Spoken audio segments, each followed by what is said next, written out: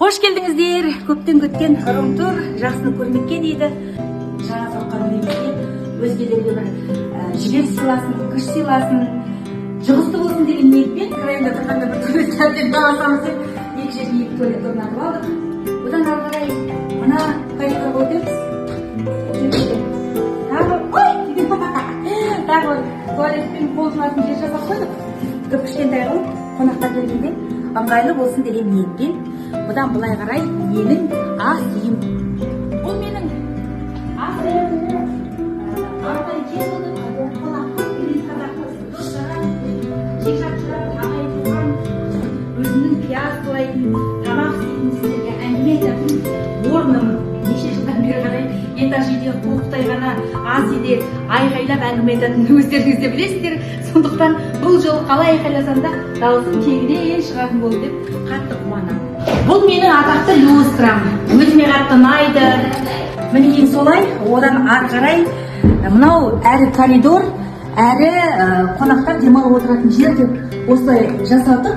Мына жерде біздің атақты мынандай қауырсынның суреті бар. Жолдасым да мен де журналистпін. Еркіндіктің, әдеміліктің белгісі ретінде осыны салып қойған жайымыз бар.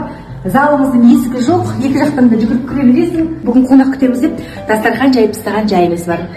Бұдан ары қарай балалардың бөлмелері екі жағына бірдей қылып жасаттық. Екеуінің бір-бірінен ешқандай да бір айырмашылығы жоқ. Алдиярға және мұрагерге деп жасаттық.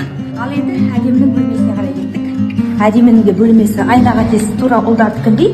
Бұл жерде бұлай қыздың бөлмесі оған кішкене жылулы ұялатып, қыздың суретін қойып, барлығы классикалық үлгіде, ешқандай алабажақ қылмадық. Немесе барлығы әппақ қылуға тырыстық. Мына жақта кеңінен біреуге ұнайды, біреуге ұнамайды. Өзім осы сары түспен осы түсті қалап арнайы жасатып тіккізіп алған жайым бар. Мына жақта гардеробный жасадық. Бұдан ары қарай екінші қабатқа көтерілген. Мына тепіршектің жырын біразыңыз білесіздер.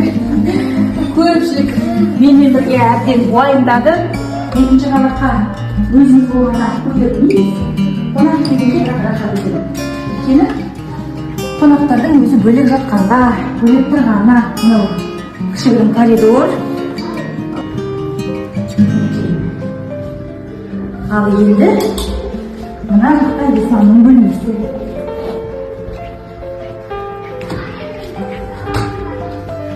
Осылай жасадық.